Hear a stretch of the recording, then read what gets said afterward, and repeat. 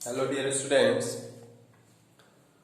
हम लोग linear equation in two variable का सारा तरीका सॉल्व करने का, सॉल्यूशन फाइंड आउट करने का, कंडीशनल प्रॉब्लम सब कुछ हम लोग देख चुके हैं। अब इसका सबसे इंपॉर्टेंट पार्ट आता है, वो है वर्ड प्रॉब्लम। लैंग्वेज में कुछ लिखा हुआ रहता है और उसको सॉल्व करना होता है। एक छोटा सा क्वेश्चन हम पहले लेते हैं, कैसे इसमें अप्रोच लिया जाता है, कैसे आप छोटा क्वेश्चन पहले बनाओगे फिर बड़ा, फिर आप किसी भी क्वेश्चन को बना सकोगे। तो क्या करते हैं, तो सबसे पहले यहां पे इस तरह का linear equation in two variables जो होगा, इस पे जो वर्ड प्रॉब्लम होगा उसमें दो बातें आपको निकालना होगा। फिक्स होगा कि दो ही चीज आपको निकालना है। अगर दो चीज निकालना है तो आप ये समझ जाओ कि वो क्या है। तो linear equation in two variable का क्वेश्चन है, वर्ड प्रॉब्लम जो है। इसके बाद क्वाड्रेटिक इक्वेशन है, उसमें भी वर्ड प्रॉब्लम होगा पर उसका थोड़ा दूसरा टाइप्स हो जाता है। अगर दो चीज निकालना होगा तो आप समझ लो कि linear equation in two variable ही हमको लगाना है। जैसे कह रहा है कि the difference between two numbers is 26। तो यहाँ पे आपको सीधा सीधा पता चल रहा है कि दो नंबर है, क्या है हमको नहीं मालूम है, लेकिन ये बता रहा है कि उस दोनों नंबर का डिफरेंस क्या है, 26 है। तो जब इसका आप सॉल्यूशन लिखोगे तो क्या लिखोगे, let the numbers be x and y. मान लेते हैं कि दो नंबर, मान लीजिए एक एक्स है दूसरा वाई है। तो ये मानने के बाद हमको पता चल गया कि यहाँ पे दो वेरिएबल के बारे में बात कर रहा है, दो कुछ अननोन है, हमको पता नहीं है, बट ये पता है कि उसका डिफरेंस क्या है, 26 होगा। तो वो मान लीजिए। उसके बाद फिर जैसे जैसे लाइन हम पढ़ते जाएंगे, वही लाइन, हर लाइन एक एक इक्वेशन हमको बनाते जाएगा, क्योंकि दो वेरिएबल है तो दो इक्वेशन चाहिए। पहला लाइन कहता है, अकॉर्डिंग टू क्वेश्चन हम चलेंगे, तो the difference between two numbers is 26। तो मान लेते हैं कि x and y and if x greater than y। अगर मानते हैं कि x y से बड़ा है तो क्या होगा, x माइनस वाई बराबर 26। कोई कहेगा कि नहीं हम y को मानेंगे, तो फिर मान लेना y माइनस एक्स बराबर 26 हो जाएगा। तो उसी के हिसाब से दूसरा लाइन भी चेंज होगा। जैसे अभी हम बता रहे हैं कि अगर यहाँ पे जैसे माने हैं क्या कि x is greater than y, तो ऐसा हुआ है। कोई कहता कि नहीं y इज ग्रेटर देन हम x मानेंगे, तो मान लो तब यहाँ पे क्या हो जाता, बड़ा में छोटा घटता और कितना आता, 26। ये पहला इक्वेशन होता। अगर ऐसा होता, दोनों तरीके से आपको सेम होगा, हम आपको बता रहे हैं, सिखा रहे हैं कि आप आसानी से कैसे बना सकोगे।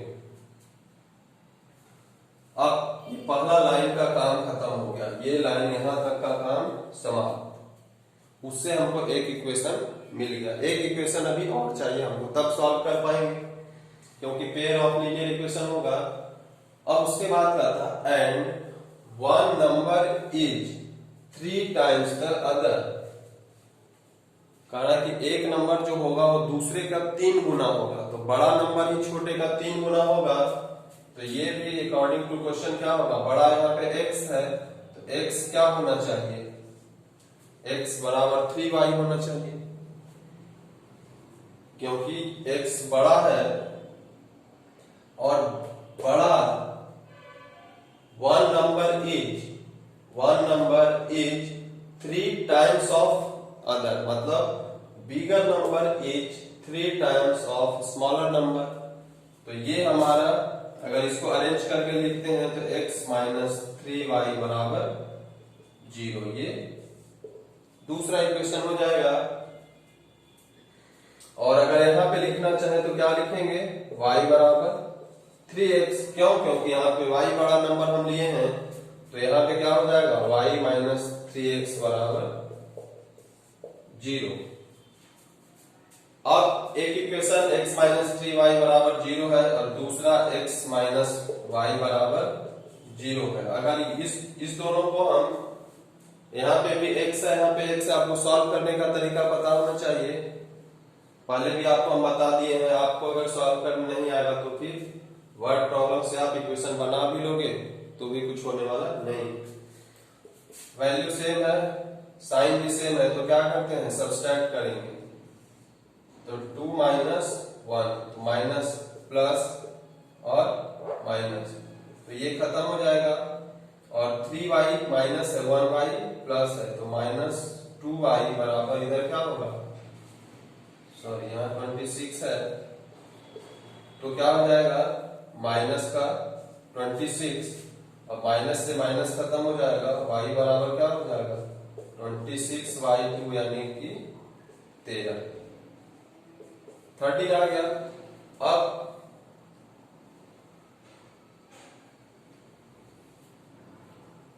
अब हम यहां पे क्या करेंगे,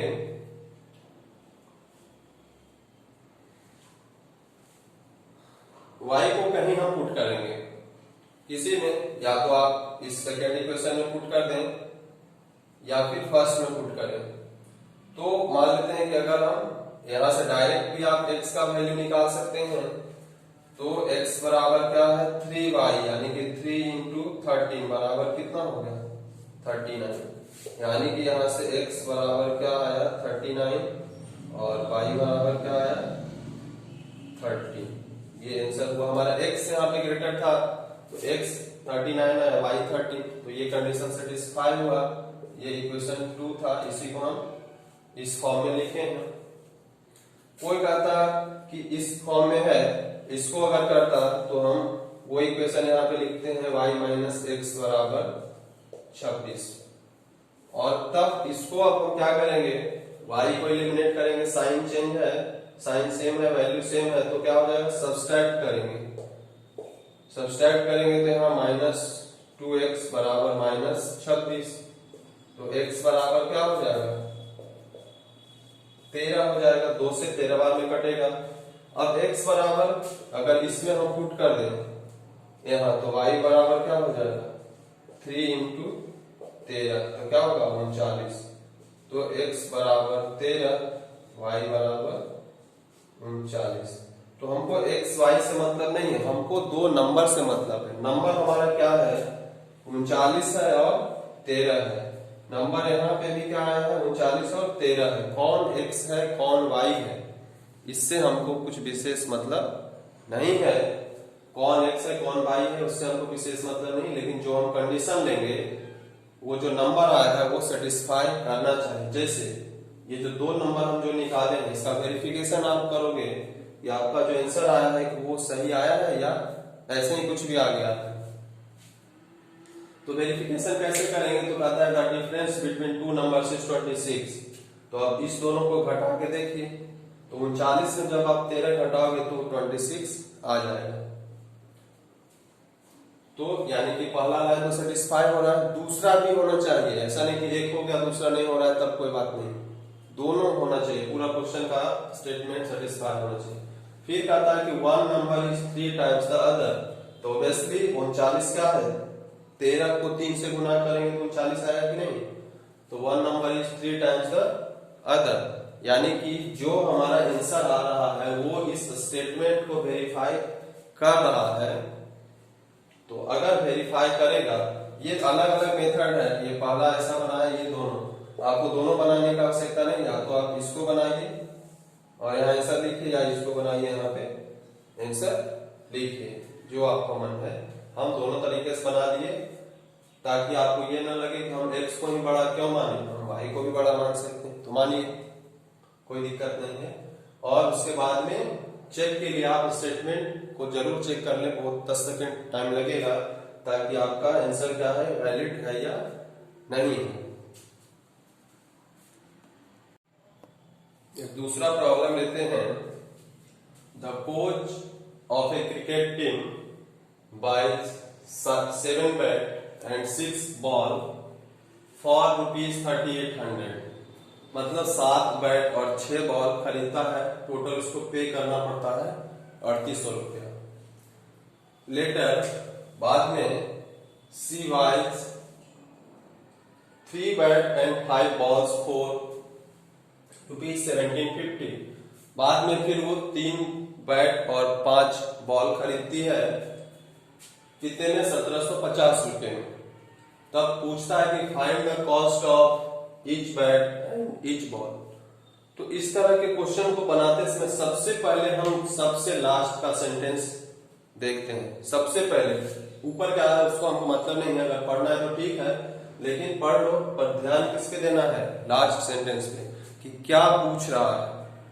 तो आप ध्यान दोगे कि 2 चीज निकालने को आपसे पूछेगा।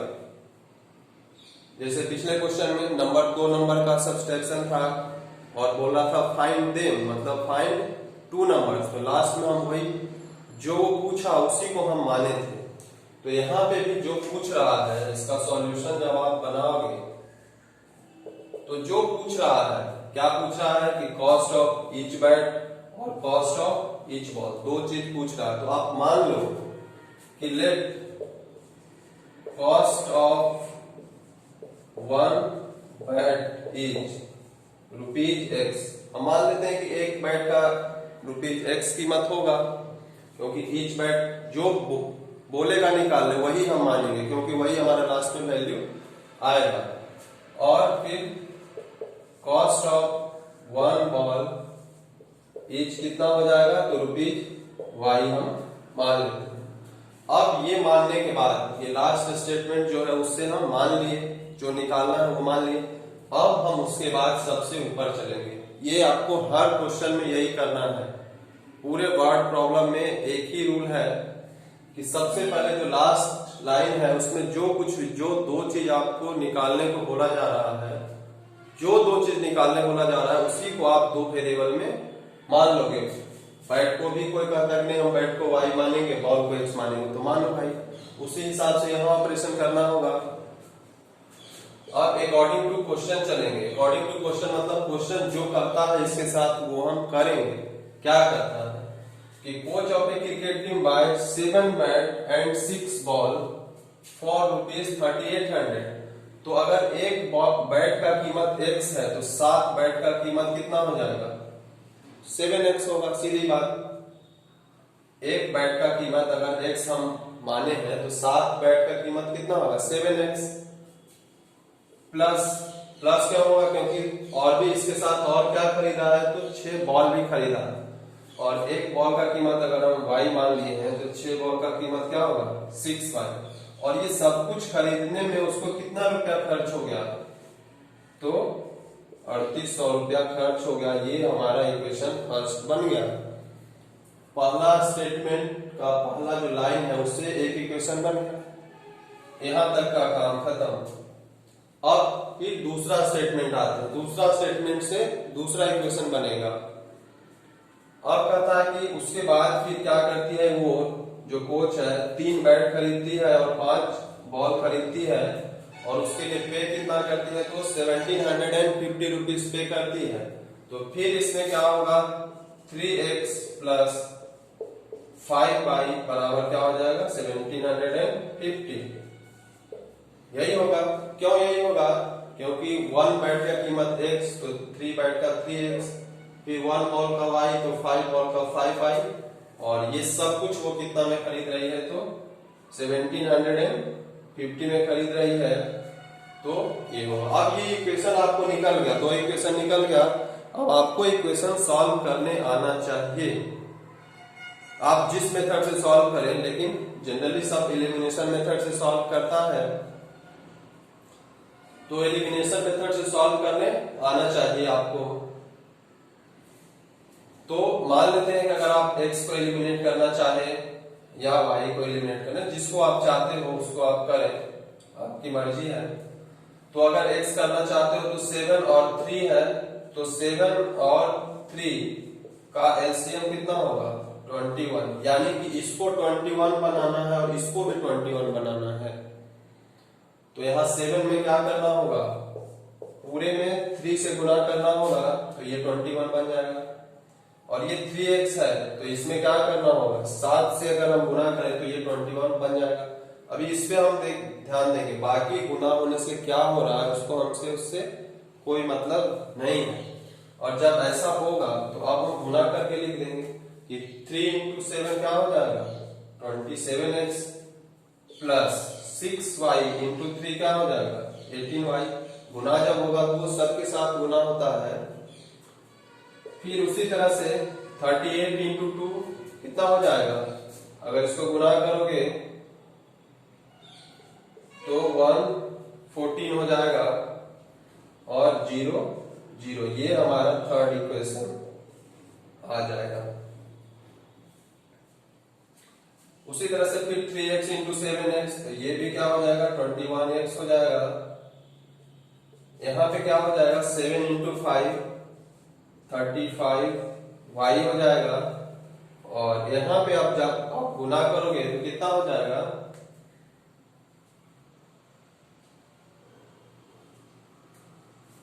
तो आप गुना करोगे तो 7 गुने 5 35 का 5 3 49 3 2 5 कैरी हुआ 7 का 7 5 12 ऐसा आएगा ये इक्वेशन 4। अब हम देख रहे हैं कि ये दोनों वैल्यू सेम है, साइन भी सेम है, तो क्या करते हैं माइनस करेंगे, तो 3 माइनस 4 ऐसा ही लिखना। आप ऐसा भी लिख सकते हैं या ये वर्ड में लिखना चाहो तो लिखोगे सब्सट्रैक्टिंग 4 इन 3, सब्सट्रैक्टिंग 4 इन 3, हम 4 को घटा रहे 3 में, तो जिसको घटा रहे हैं उसका साइन क्या हो जाएगा चेंज हो जाएगा, जिसको घटा रहे हैं उसका साइन क्या हो जाएगा चेंज हो जाएगा, तो ये खत्म। अब ये 35 निगेटिव ऐड आ रहा ये है, तो कितना बचेगा -17y यहाँ बचेगा। और अब आप ये देखो कि 11,400 या 12,250 में बड़ा कौन है, तो बड़ा ये है, और इसके साथ माइनस साइन है तो यहाँ पे भी माइनस साइन आएगा।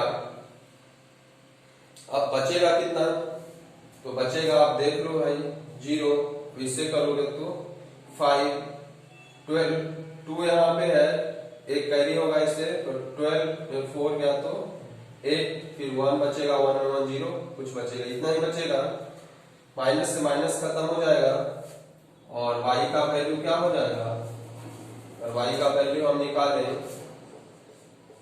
तो 850 डिवाइडेड बाई 17, तो ये 50 बार में पूरा पूरा डिवाइड हो जाएगा, यानी y का वैल्यू कितना आ जाएगा 50। अब y का वैल्यू 50, 1 2 3 4 इक्वेशन है, इसमें से आप किसी में भी पुट कर दोगे तो क्या हो जाएगा, x का वैल्यू आ जाएगा। तो मान लेते हैं कि हम फर्स्ट में पुट करते हैं, लिखोगे पुटिंग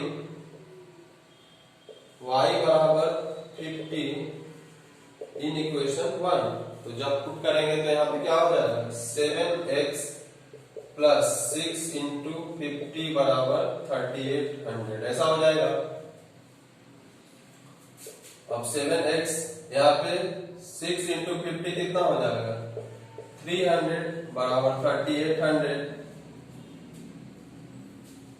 फिर आगे क्या होगा, इसको सॉल्व आप करते जाओगे तो 7x बराबर 3800 माइनस 300 बराबर क्या हो जाएगा 3500 हो जाएगा। अब x बराबर क्या हो जाएगा 3500 बाई 7, तो ये 500 टाइम्स कट जाएगा, यानी कि ये तो x और y का वैल्यू आया, तो हमको क्या निकालना था, हमको x y का वैल्यू नहीं निकालना, ये इक्वेशन हम सॉल्व नहीं कर रहे, हम वर्ड प्रॉब्लम सॉल्व कर रहे हैं। तो x जो 500 आया, x हम किसको माने थे, तो कॉस्ट ऑफ बैट का माने थे, तो यहाँ पे लिखना होगा कॉस्ट ऑफ ईच बैट बराबर क्या होगा ₹500, क्योंकि ये क्या था x था, यही था ना, x की कॉस्ट ऑफ ईच बैट हम माने थे और x का वैल्यू कितना आया 500, और y क्या था कॉस्ट ऑफ ईच बॉल है, तो वो कितना है तो ₹50, और ये दोनों क्या हो जाएगा आंसर होगा आपका। ऐसा नहीं कि x बराबर 500 और y बराबर 50 ऐसा लिख के आप छोड़ दोगे तो नहीं होगा। आपको ये लिखना है क्योंकि जो पूछा जा रहा है आंसर वही दोगे। माना कि x और y ही वही है, लेकिन वो तो आप माने हो ना, वो थोड़े आपको बोला है कि आप x मानो y मानो। हाँ, वो क्या बोला है, वो तो बोला है कि कॉस्ट ऑफ ईच बैट निकाले, ईच बॉल निकाले। आप मान लिए हो तो ठीक हो, जो उसको माने हो उसको फिर से आप वापस कर दो।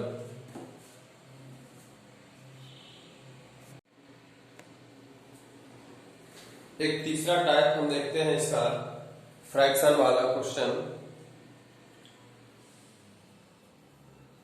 अभी हम लोग जो जो टाइप का वर्ड प्रॉब्लम कर रहे हैं, तो फर्स्ट तो सबसे पहले इसे इंट्रोडक्शन था, और सेकेंड कुछ हद तक सही था वो क्वेश्चन, पर अब जैसे जैसे धीरे धीरे स्टेप बढ़ते जाएगा वो आपको बोर्ड में आने वाला क्वेश्चन, बोर्ड के फाइनल एग्जाम्स में आने वाला क्वेश्चन होगा। जैसे अब ये कहता है कि a fraction becomes 9/11 if 2 is added to both the numerator and denominator. If 3 is added to both numerator and denominator, it becomes 5/6. ये 5/6 है। तो कहता है कि फाइंड द फ्रैक्शन। तो सबसे लास्ट में हमको देखना है, तो क्या पूछा है, फाइंड द फ्रैक्शन। तो फ्रैक्शन क्या होता है, आप कहोगे कि यहाँ पे दो चीज कहाँ पूछ रहा है, यहाँ पे तो एक ही चीज है, क्या है भाई, तो फ्रैक्शन है। तो फ्रैक्शन में दो चीज होता है, ध्यान रखोगे कि फ्रैक्शन में दो चीज होता है, न्यूमरेटर होता है और डिनोमिनेटर होता है। इसलिए आप ये मानोगे कि let the numerator of a fraction is the fraction is x मान लो, and the denominator of the fraction is y। अब ये जैसे ही मान लिया आप न्यूमरेटर डिनोमिनेटर, तो उसी समय फ्रैक्शन बन गया। सो रिक्वायर्ड फ्रैक्शन क्या हो जाएगा, तो रिक्वायर्ड फ्रैक्शन, तो आप जानते हो कि न्यूमरेटर कहाँ होता है, ऊपर में होता है, और डिनोमिनेटर कहाँ होता है, नीचे में होता है। यानी कि लास्ट में जो भी वैल्यू हमारा x और y का आएगा, हम x y y इस फॉर्म में लिखेंगे, और यही ये फ्रैक्शन जो कुछ भी आएगा वो हमारा क्या हो जाएगा, वो हमारा आंसर होगा यहाँ पे। ये तो अभी हम माने हैं। अब हम स्टेटमेंट के हिसाब से चलते हैं। अब क्वेश्चन पे हम चलेंगे। क्वेश्चन में दो स्टेटमेंट दिया हुआ होगा, और वो दो स्टेटमेंट, दो इक्वेशन जनरेट करेंगे, और बाद में उसी दोनों को हम सॉल्व करेंगे तो आंसर मिलेगा। जैसे पहला स्टेटमेंट चलते हैं, कहता है कि a fraction becomes 9/11। अभी फ्रैक्शन क्या है, x y y है, ओरिजिनल, ये ओरिजिनल फ्रैक्शन या रिक्वायर्ड फ्रैक्शन, ओरिजिनल फ्रैक्शन है या रिक्वायर्ड फ्रैक्शन, जो होगा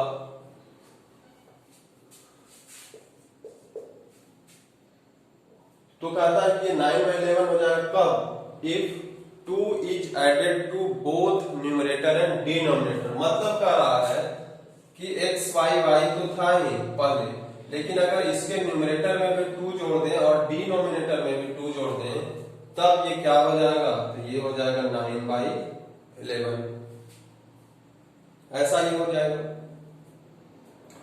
अब ऐसा ही हो जाएगा, तो अब इसको हम सॉल्व करेंगे, लीनियर इक्वेशन के फॉर्म में लाएंगे, तो इसको हम गुना करेंगे, बाय क्रॉस मल्टीप्लिकेशन आप करोगे, यहाँ पे बाय क्रॉस मल्टीप्लिकेशन करेंगे तो 11 इंटू एक्स क्या हो जाएगा, 11x, 11 into 2 22, 9 into y equal to का साइन देंगे, और क्या होगा 9y, और 9 इंटू 2 प्लस 18। अब हम क्या करते हैं कि x और y वेरिएबल को एक तरफ लिखते हैं, कांस्टेंट को दूसरे तरफ लिखेंगे। तो यहाँ पे 11x है, 9y इधर प्लस है, तो 11x 9y इधर आ जाएगा, क्या हो जाएगा, माइनस हो जाएगा, और 18 इधर अभी प्लस है, इधर 22 प्लस है, उधर जाएगा तो क्या हो जाएगा, माइनस हो जाएगा। तो यानी कि क्या हो जाएगा 11x माइनस 9y बराबर क्या हो जाएगा यहाँ पे -4। ये हमारा इक्वेशन फर्स्ट आ गया। ये हमारा फर्स्ट स्टेटमेंट से फर्स्ट स्टेटमेंट ये बात बोला है कि न्यूमरेटर में भी 2 जोड़ दिए हैं, किसी एक में भी जोड़ने को कर सकता था, ऐसा नहीं कि हमेशा केवल बोलता कि न्यूमरेटर में जोड़े और ये ऐसा हो गया। तो हम इसको 2 को डिनोमिनेटर में नहीं जोड़ते, डिनोमिनेटर को ऐसे ही छोड़ देते, x प्लस 2y y बराबर 9/11 और उसके बाद सॉल्व करते, जो आता वो होता। दूसरा कंडीशन है, ये तो पहला हुआ first condition. Second condition according to question क्या था, पहला लाइन का काम खत्म हुआ, उसका एक इक्वेशन बन गया। अब दूसरा लाइन पे आते हैं। दूसरा कहता है कि if 3 is added to both numerator and denominator. अब कह रहा है कि दोनों में क्या जुड़ गया है, अब कहता है कि दोनों में क्या जुड़ गया है, तो 3 जुड़ गया है।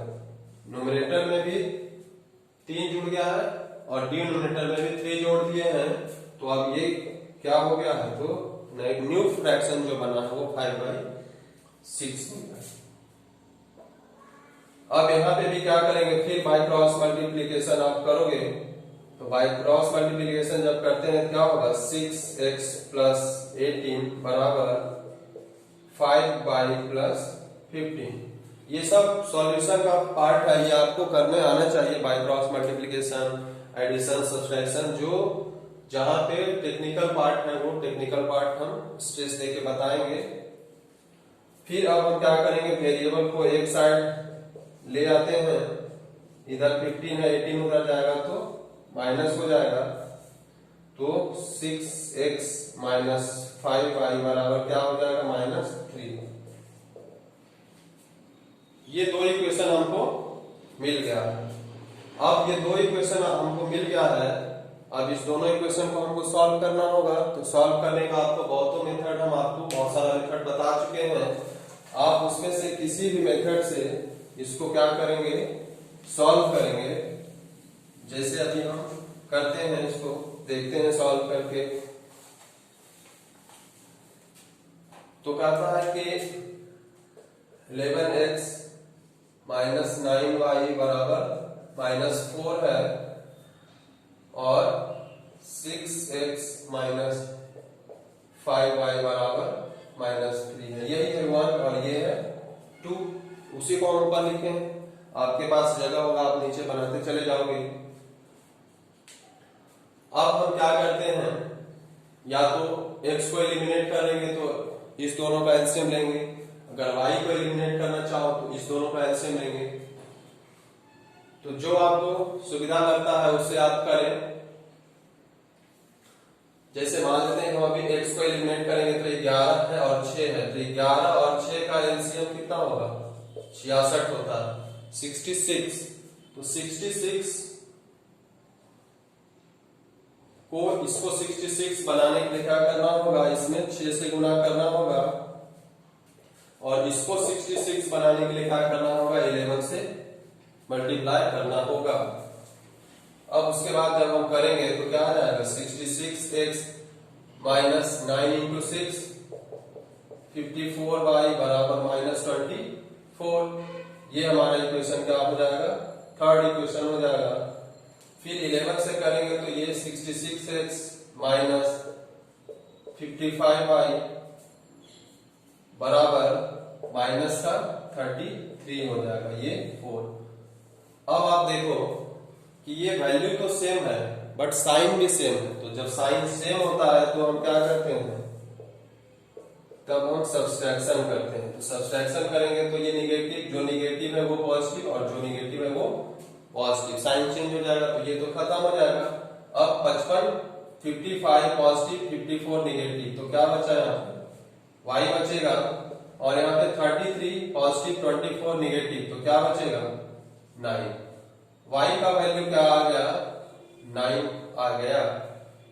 अब आप इसको 1 2 3 4 किसी इक्वेशन में आप पुट कर दो, y का वैल्यू 9, तो वो क्या दे देगा, वो आगे चल करके x का वैल्यू हमको पता चल जाएगा उससे। तो हम उसको पता करते हैं, किसी में भी मान लेते हैं कि पुटिंग y बराबर 9 इन इक्वेशन 1 2 किसी में भी पुट करो, मान लेते हैं 2 ज्यादा छोटा लग रहा है, कम गुना भाग करना होगा जिसमें, तो उसी में आप पुट करोगे तो क्या है 6x माइनस 5 इंटू 9, 5y है तो वहां पे y के जगह पे 9 से मल्टीप्लाई करेंगे, बराबर क्या है -3, यही है 6x माइनस क्या हो जाएगा 45 बराबर -3, 6x बराबर क्या हो जाएगा -3, 45 उधर जाएगा क्या हो जाएगा प्लस, तो 6x बराबर क्या हो जाएगा 42, तो x क्या हो जाएगा 7। अब यहां से क्या आ गया x बराबर क्या है 7 और y क्या है 9, तो हमारा फ्रैक्शन क्या हो जाएगा, so required fraction is, required fraction क्या था x y y, हम यही माने थे, तो x y y यहाँ पे क्या हो जाएगा 7/9, 7/9 हो जाएगा, तो ये हमारा रिक्वायर्ड फ्रैक्शन, ये जो हुआ ये हमारा क्या होगा आंसर हो जाएगा। तो वैल्यू ला करके लेकिन जो निकालना है उसको वो चीज हमारा आंसर होगा, है ना। और ये इसके बाद इस पे जो स्टेटमेंट था वहां पे क्वेश्चन में आपके पास होगा कि फ्रैक्शन न्यूमरेटर डिनोमिनेटर में 2 ऐड करते थे, तो इसमें भी 2 करोगे, 7 में भी 2 ऐड कर दो, 9 में भी 2 ऐड कर दो, तो क्या हो जाएगा 9/11 हो जाएगा। ऐसा ही वहां पे कुछ आ रहा था, फिर बोला कि 3 जब हम उसमें ऐड कर देते हैं, तो 3 जब ऐड करेंगे तो क्या हो जाएगा 7 में 3 ऐड कर देंगे, 9 में 3 ऐड कर देंगे, क्या हो जाएगा 10/12 हो जाएगा, तो ये 2 से 5/6, तो ये दोनों स्टेटमेंट जो था वो हमारा क्या हो रहा है इस पे वेरीफाई हो जा रहा है। तो बनाने के बाद आप 10 सेकंड 20 सेकंड आपको लगेगा, उतना देर में क्या करोगे आप वेरीफाई कर लोगे कि हमारा जो आंसर आया है वो सही आया है कि नहीं। क्यों? क्योंकि बहुत देर बनने में लगता है, और अगर बनने में कहीं मिस्टेक हो जाए, गलत आ जाए, तो फिर इसका कुछ मतलब नहीं होगा। प्रोसेस पे आपको 1-2 नंबर मिल जाए, अगर 5 नंबर का क्वेश्चन है तो 2 नंबर आपको मिल जाएगा, लेकिन इतना मेहनत किए हैं तो थोड़ा ध्यान से बनाइएगा, कैलकुलेशन साइन सबका ख्याल करिएगा, ताकि आपको 5 में 5 मिल सके।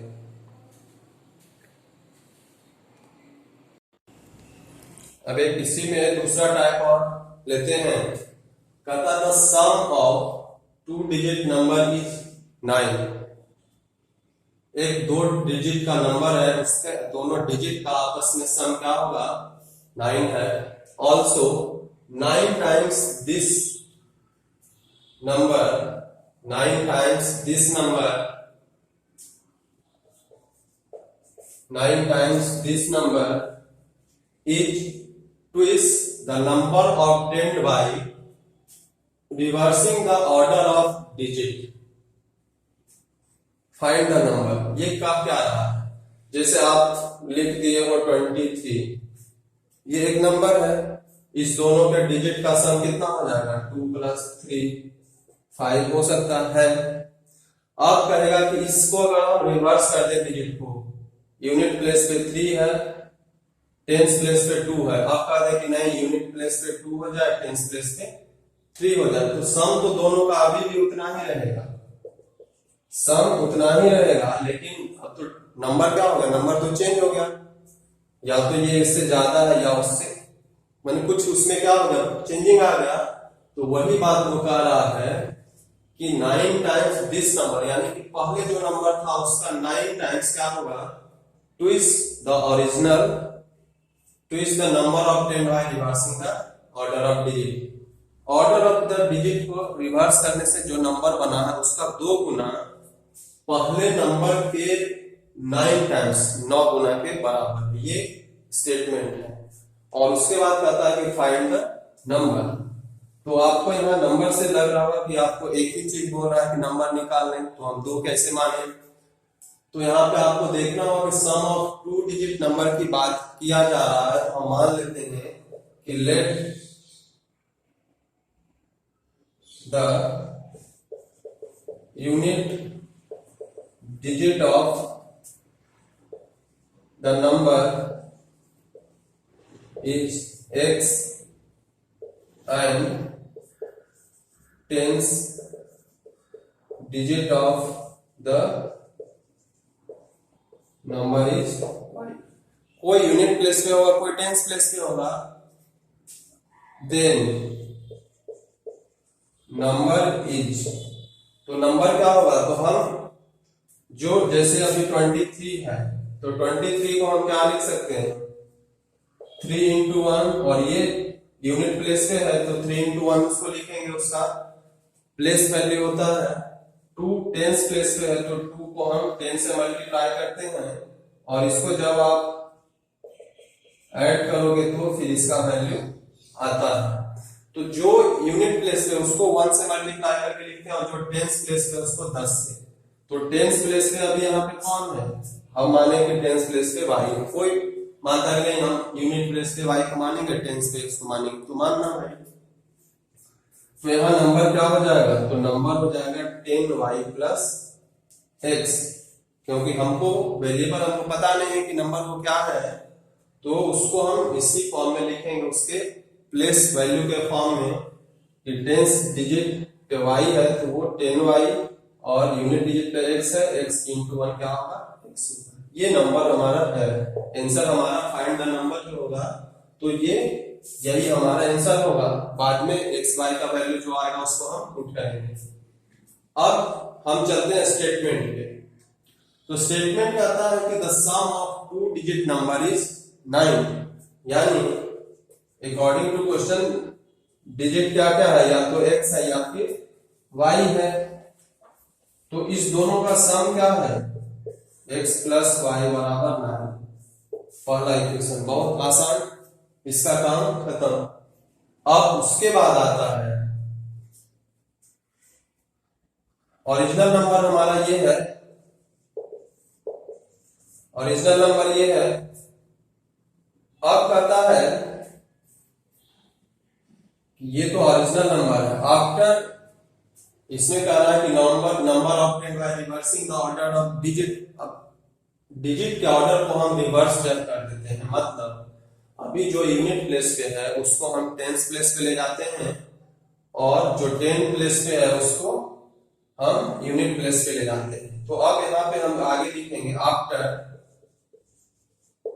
Reversing the order of digit, unit digit क्या हो जाएगा, unit digit of the number क्या हो जाएगा, तो पहले x था तो अब क्या हो जाएगा y हो जाएगा, और टेंस डिजिट ऑफ नंबर क्या हो जाएगा, पहले y था तो अब x हो जाएगा, उल्टा हो गया। तो अब न्यू नंबर क्या हो जाएगा, तो न्यू नंबर क्या हो जाएगा, तो जो टेंस प्लेस पे है उसके साथ हम उसको मल्टीप्लाई करते हैं, तो न्यू नंबर क्या हो जाएगा हमारा, तो 10x प्लस वाई। क्यों, क्योंकि टेंस प्लेस पे क्या है, tens digit of the number is क्या है x है, तो ये नया नंबर ये। अब फिर हम अकॉर्डिंग टू क्वेश्चन चलते हैं। अब फिर अकॉर्डिंग टू क्वेश्चन क्या बोलता है, अकॉर्डिंग टू क्वेश्चन कहता है कि 9 टाइम्स दिस नंबर मतलब जो पहले से चल रहा है, मतलब ओरिजिनल नंबर की बात किया जा रहा है, यानी कि 9 टाइम्स किसका, ओरिजिनल नंबर इज मतलब is equal two is twist the number obtained by reversing the order of digit.